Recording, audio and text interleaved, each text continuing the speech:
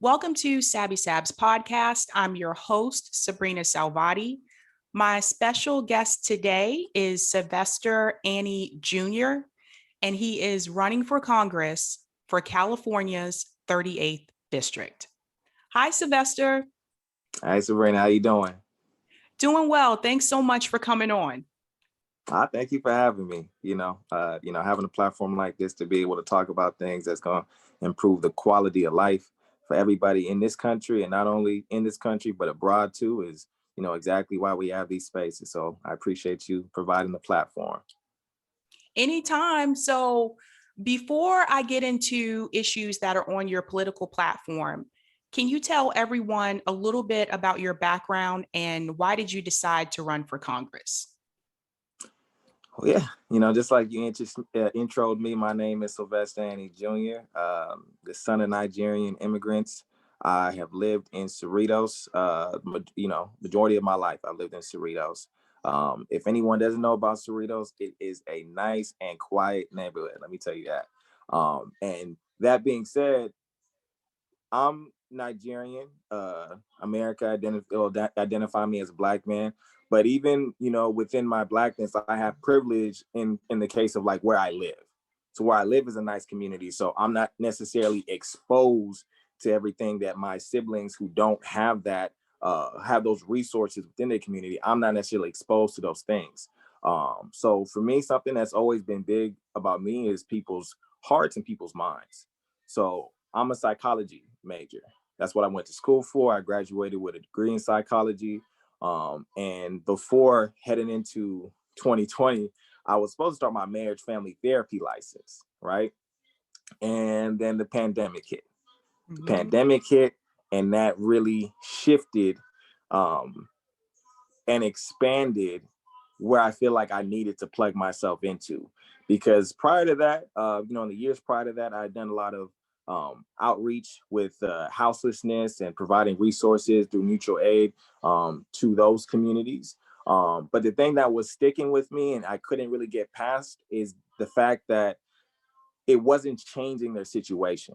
So I said, okay, where can I plug into to change people's situation? And, one of the idols, someone I look up to, Nipsey Hussle, he was doing so much work in terms of trying to bridge the gap between the hood and Silicon Valley, investing, in financial education and in tech, coding and programming. So rather than try to reinvent the wheel, you just go ahead and you follow the blueprint. So we followed that blueprint. He led me to 59th Street Elementary in Crenshaw High School, Crenshaw District. And, from there, it was introducing those kids to, coding, programming, financial literacy, entrepreneurship. And right up into the, pandemic, again, the pandemic shifted everything. But I think it shifted everything in a great way because once everything paused, it allowed me to really survey the landscape. And that was the one blessing that came out of it, is that it helped me further realize how much of what I was doing within education and in schools with the youth was only going to go but so far as long as these kids still had to deal with the structures of their environment within their communities. And we have to get to that before we get to this. Ahmaud Arbery, Breonna Taylor, George Floyd, all of those issues, raise my conscious level in terms of you can't be on the sidelines waiting for someone else to figure it out. You got to also plug into those areas along with what you're doing, which is why when I started shifting more into the grassroots organizing spaces, I didn't feel like I was moving away from what I was called to do with psychology and therapy, because I felt like this is going to be another platform where you're able to, give therapy on a macro level versus a micro level, one-on-one individually. And then, something that came up was, okay, like defund the police, right? That was a big thing that came up. And when I started seeing the language start getting twisted, the psychology background in me said, okay, boom, how do you pivot? How do you still get to the root of the issue and then not lose the substance, right? And what I found out was, what the conclusion I came to was that when we're talking about policing, we're still dealing with the symptoms of the disease. We're not dealing with the root cause of the disease. And I think it just happened to be by accident, but I saw that they introduced legislation to remove the slavery clause from the 13th Amendment. And I started looking into that, and I said, hold on now. If all of this, capitalism, all the evils that came from capitalism and the exploitation of people started with slavery, and that was born out of capitalism. And I said, if we can eliminate the exception that still legalizes slave catching, then we will financially disincentivize the slave catchers to slave catch. Because as you know, it's too expensive right now to incarcerate people as is if we don't do anything. And that's the fact that people are getting slave wages or not getting paid at all to do what they're doing inside of these prisons. But then now, if we can, in Colorado, what happened is that they changed the Constitution, they removed slavery from it, the exception that legalized it, and incarcerated folk began to sue for minimum wages because they now could, because that loophole was closed. And then now that'll bring us into a territory where we're gonna have to decide, hey, listen, America listens to two things, is money and violence. That's two things America listens to. So if we don't necessarily have the manpower on that end of it, what we can do is create the financial incentive to get the resources into the community to invest in what we know will actually prevent crime, which we understand is directly rooted to the issues of poverty. So that's kind of what led to me coming here to this, to this congressional places. Even like over the past year, it wasn't everything that we saw in 2020 didn't happen in a vacuum, right? This is due to decades and decades and decades of legislation and policy that's created the weak infrastructure where our underlying conditions that we haven't intended to were exposed. And if you've been there, like the current representative, Linda Sanchez, for 20 years coming up, when her next election rolls around, if you've been there for that long, you owe some level of culpability in that, because what have you done to go against that structure and that system, and what type of innovative policy have you offered to change the direction and the course that this nation is headed to? So, that's kind of what led us here today, and why we're having the conversation that we're having right now. Awesome. And I'm glad you mentioned mutual aid, because that's something. I'm also a part of Fred Hampton Leftist podcast. And Congrats. that's something, that's something that we're really big on. So I'm glad you mentioned that. So I want to get to some of the issues on your platform, Congress reform. So this one was really interesting. You want no stocks in Congress. You want to establish term limits for Congress and get money out of politics. Can you talk a little bit about that? Yeah. So, and again, I followed, Fred Hampton leftist, and you as well. So we understand that with Citizens United, once that came into effect, it changed the whole game. Yep. And it really more so rigged the system. And that's the problem with politics today, is all the money, all the influence that's in there. And then the fact that we also understand that when it comes to the term limit questions, and that's why everything that we talk about is going to be interrelated. That's part of the reason why people love to be in these positions so long, is all the money that's attached to it, all the power that's attached to it. And that incentivizes these career politicians who will only go but so far, because as long as there's an issue that they need to run on, as long as there's an issue that they need to solve, I need to be in this spot. Y'all need me here. Y'all know me. Y'all have my name recognition. And then they'll offer little things here and there to make you feel like, okay, they're doing something, or then they'll also show up with a nice face. So on face value, they'll be nice to you. And sometimes that's enough for people. But then we understand that unless you're providing structural change, unless there's an incentive for you to fix issues versus enrich yourself, that we're going to continue to see the same cycles of ineptitude within that system. We're going to see the same cycles of or increased levels of poverty within society. And the needs of people aren't going to get met as long as the incentive to enrich and serve yourself outweighs all of that. So even with this run, for me personally, I don't have any intention on being a career politician. I feel like the way that that whole process should go, and the way even that my campaign team is structured out, I tell my people all the time, um, y'all are better than me. And the reason why I say that is because I don't want to be in any type of room where I'm the smartest person in the room, because then what am I getting out of that? I like we need that value. We need each other. Iron sharpens iron.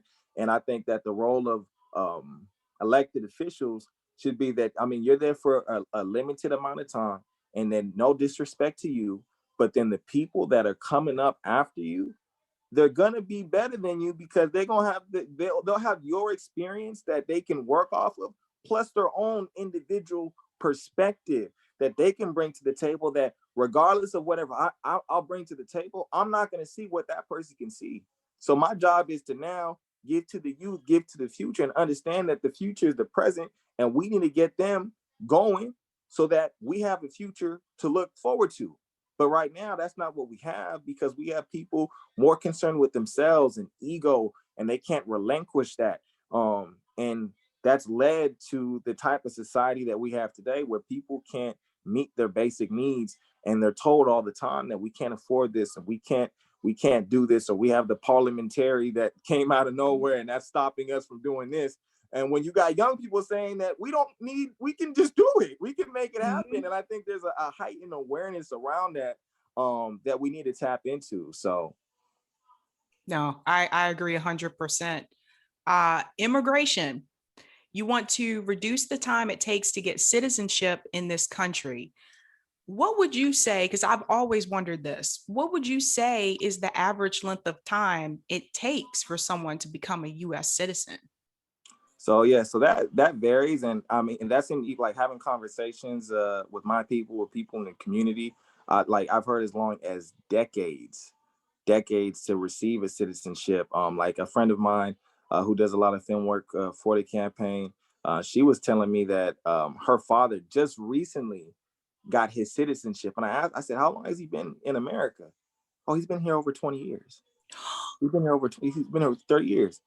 And he's been in the country. And I said, okay, how does that work with how his employment and things like that? And the thing is, again, this kind of goes to when we start talking about the root causes of issues, is that our immigration system is really based on a carceral mindset. And it isn't structured out in a way where it's investing in elevating people and letting people in. It's difficult. It's almost difficult on purpose, and it's a way that I personally believe that both parties use the issue of immigration um, as a scapegoat, and they Mm. demonize immigrants while at the same time exploiting them, and just really casting them away as people that aren't people. So I think so with immigration, what I personally believe, and what if you even take away the moral aspect of it, right? Because the thing is, we have to understand here too, not only was this country built up by enslaved folk that did this for free and stuff, Mhm. but then immigrants also have played a huge role in the structure of this society. And then, I mean, we wouldn't be here without them. We wouldn't have the food that we have without them. We wouldn't have the healthcare professionals within the field without them. We wouldn't have those educators that also come in. All these different sectors. We wouldn't have any of that unless we brought people in. So even if you take away the moral aspect of why this is a great investment, also from the human aspect, is that this country invests so much money in throwing people away Mm. instead of seeing the value, not only in their life just because they're a human being and they're breathing, but then also what they can bring to the table to improve the quality of life for everybody. And that's why I feel with immigration, I feel like we should be more so like on a higher level of investment. One, abolish ICE, right? And the fact that we have to, again, be able to heighten the contradictions and call things out when we see them. We can't call out the last administration for the things that they're doing, and then we have this new administration that's coming in, and that they're increasing how much ICE is getting, how much resources are going towards ICE. but then abolish that whole system and create a new system where what you're focusing on is investing in people, investing in skills, investing in things that are going to help them with upward mobility within this society. And the thing is, we're having worker shortages all over the place, not only because we're not paying people, a huge reason actually, because we're not paying people living wages to be able to, do the work that they're doing and support their families. But then we have worker shortages. So what you do is, in the areas where we're having those shortages, you can plug people in, whether that's in healthcare, whether that's in education, whether that's in agriculture.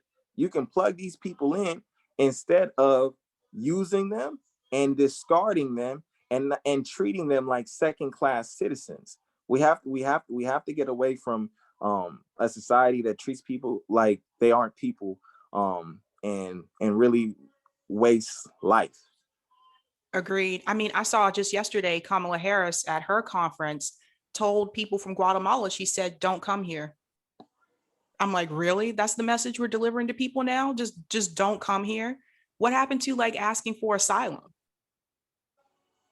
It just it So we gotta call out those contradictions, because the truth of the matter is that if someone from the last administration would have said that, media would have lost. They would have went up in arms. That's the reality of the situation. And it's things like that that when I start looking towards 2022 and 2024, where you're gonna lose people, because you sell people on hope, you sell people on change, and then when they deliver for you, you tell them we can only go but so far. And then in addition to that, then they also regurgitate some of the same rhetoric from the previous administration, but the language is a little different. The language looks a little nicer on the surface, so then now it becomes more acceptable. But then that's what Dr. King talked about with the negative peace, and that's not something that we can settle. We can't settle with a negative peace or a negative silence, and we have to call truth to power every time that we have an opportunity to do so. And the time is always right to do right, and wrong is wrong. Agreed. Now, another issue on your platform is education, which I'm very passionate about education. You want to increase teacher salaries to 75K. I think a lot of people don't realize how much teachers actually pay for in their own classrooms. Can you explain to everybody why you feel that this is important? Well, the reason why it's important to pay teachers more is because, for one, teachers have families. Mhm. Teachers have their own lives. And imagine, and I think the pandemic showed this as well, the parents got to deal with their kids on a whole different level than what they were doing pre-pandemic. Now imagine that times 30 kids, and you have to do all that. You also have to manage a home life, and then you're also pouring your own personal resources into these children, because ultimately you're in this profession because you love children. So those are your children too. Mhm. So you really got 30 plus kids. And the interesting part about it is that a lot of those ideas actually came from Kamala Harris, in terms of like where we can increase where the salary starts, because I don't know, if most people know, but then it increases over years, and it'll start a different level based on the type of education level that you have.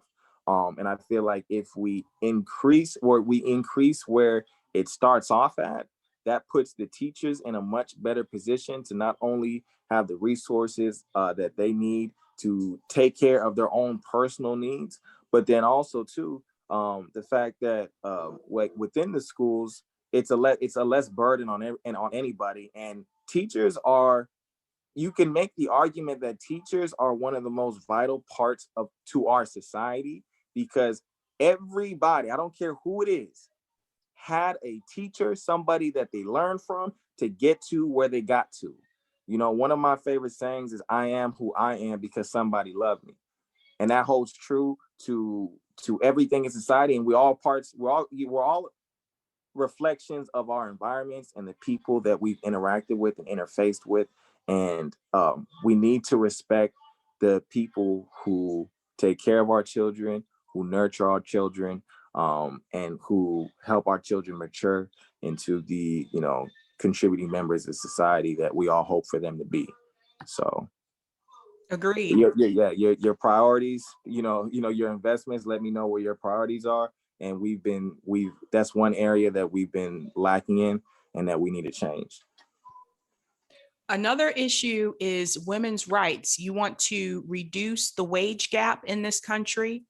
And in the practice of basing salaries on worker salary history, this is huge because Massachusetts actually did away with that about a year and a half ago. And it has made significant improvements, because I always tell people this: when you start out low salary wise, when you start your career, it is really difficult to move up salary wise. So it's important that, especially for females, I try to tell them, make sure you negotiate offers. And as women, we are less likely to do that. Men are more likely to negotiate salaries.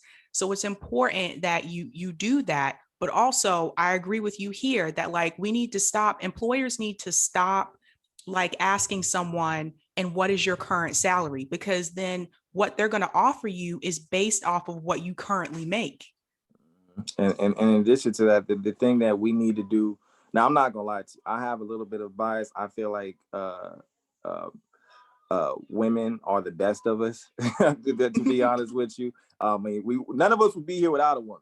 They gave us life, and on that too. I think for men as well. I think men, we need to be transparent in terms of the wages that we have, to give that information to the women so they know exactly where to start with in terms of where they're bargaining at, where they're negotiating at, so that they get the same wages. And like you said, when you start off low, it's a lot harder to move on up.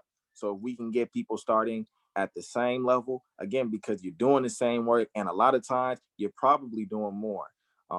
And again, we need to compensate people, and really give people a living wage, because, and it's interesting because I tell people, and we going off on a tangent a little bit, but having conversations with business owners and stuff about, minimum wage, how am I supposed to run my business, et cetera, et cetera. When you look back to the history of the minimum wage, and President Roosevelt, when he made it, it was so that people could have their basic needs met.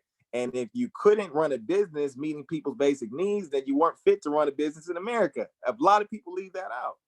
So I hear what you're saying, but then whenever the conversation always pauses when I say, so why is it okay for you to meet your basic needs, but then for the person that is keeping your business alive, it's not okay for them to work this job and meet their basic needs? So Agree. yeah. So I mean, yeah, specifically in that area, we need to, again, men need to be more transparent with that. I also believe, we need to invest more in women's sports too as well, and highlight the work that they're doing. And I'll salute, specifically even to the WNBA and all the women's sports leagues that do so much. And it's so much thankless work that they do, but they do it with a full heart. They're passionate about it, and they're always willing to raise the conscious level and are willing to take whatever comes with it. So salute to the women. I'm curious. So what are your thoughts on the current Biden administration? Yeah. So my thoughts about the current Biden administration is the conversation that we had before, is that they're only willing to go but so far. And the other thing with that is that people have to realize, understand there's a lot of things that look great on face value, but we also have to understand that a lot of what's been out there in terms of policy, direct action, executive orders is temporary.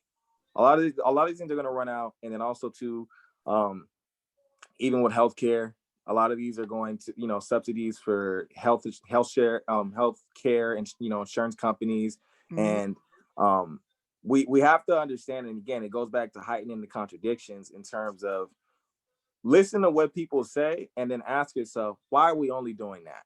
So when we talk about, cutting child poverty in half, if there is some type of lever that you control where you can dictate where child poverty ends and where it starts, why are you telling me that we can only do half? You're letting me, and that's one thing that I love about what came out with the pandemic, is because it really started to heighten the contradictions and let people know, what we could do and what we couldn't do, especially in terms of the money that we put out there into the world. And I know it was part of the last administration, but I mean the CARES Act and how that was whole slush fund for corporations, and that's something that again that my incumbent, the incumbent within my district signed on to, knowing that most of that money was going to go bail out people, and it goes back to what Dr. King said about how it's socialism for the rich and free market rugged capitalism for the poor. You got to figure it out. But yeah, no, with the Biden administration, I don't think the Biden administration is going far enough in terms of the policy and the legislation that they need to commit to. I believe that wholeheartedly that we're in a third Reconstruction period, and in the next couple of years are going to decide what the next 100 years look like. So we need to be bold. We need to be intentional to how far we go to really grapple with the root causes of the issues within our society. And, it starts, for me personally, is grappling with the issue of poverty and the exploitation of the poor. And, that'll go into, imperialism and colonialism and, all the issues that interrelate us with what's going on at home and abroad, because we have to speak out against what's going on in Palestine and what's going on in Syria or what's going on with AFRICOM and why it is that we spend so much money on the military. And that's something that he's even pushing to increase once again, which is something that the incumbent within my district also voted to increase as well. And it's how can we live in a society that invests more in war than in programs of social uplift? How can we invest in a society that tells you that we don't have the money to have healthcare for everybody? We don't have the money to house everybody, but we have the money to build nuclear weapons, to build bombs, to build military bases around the world. And that just tells me that the priority isn't people. So the Biden administration right now, I think, is showing America that ultimately that these two parties are two sides of the same coin. Obviously, you'll have ideological differences here and there, but overall, they operate beholden to corporate interests and the wealthy, because and that can even be shown in terms of Trump's tax cut that took us from 35% to 21%. And instead of going back to that pre-Trump era tax cut, first off, Biden, cut himself short and said, okay, we'll go down to 28%. Now he's talking about 21%, and it just keeps on going further. So it's almost like, what's the difference between you two? But then what's going to happen if we keep on, going down this path, and then also the rhetoric that's building up against China as well too. What's going to happen is that you're going to see the United States, and King talked about this in a prophetic sense, it is headed towards a Roman era type of collapse if it doesn't right its ways.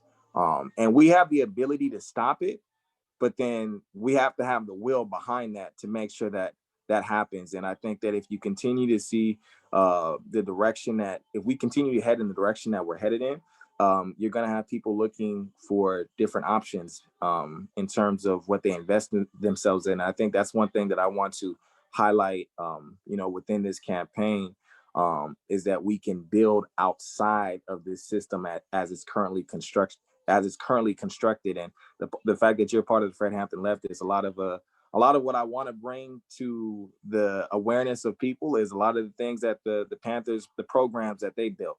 And if they could do that with the lack of resources that they had during their era versus the amount of bountiful resources that we have within this era, I think that we can, create a blueprint and build that out for people to build infrastructure outside of this system that'll meet people's needs and really change the way that our society is structured. Agreed. All right, Sylvester, I have one more question for you. How can people support your campaign? How can people support the campaign? As everybody knows, we are grassroots. So it takes a lot of funds to go ahead and run a campaign like this, especially an unconventional one, in the sense that, again, we feel like our answers are with the people And one thing that we're doing with this platform is bringing awareness to that. So how people can support the campaign, you can head to my website, SYLVESTERforcongress.com. Over there, you can get plugged in and research and look at the policies that we stand for, what we're trying, the agenda that we're trying to push. And then if you feel like that falls in line and the synergy between you and the platform and what we're doing, then donate to the campaign. And you can find that on the website. You can follow us on Twitter, SJR2022, or on Instagram, SJR2022 _. And then on Facebook, Sylvester Annie Jr. And, plug in with us on all those spaces. And and on TikTok too. We're on TikTok as well, SJR2022. Awesome. Everyone, I'll be sure to put the link to Sylvester's website in the description below. Sylvester, thanks so much for coming on. Nah, thank you for having me. And again, I hope this is, one of many conversations that we have with each other. And I'm sure that we can offline, talk about the different things that we can build on together to make sure that the work that Fred Hampton and so many others put forward continues to get raised to the public. And I'm excited about the future. So thank you for having me.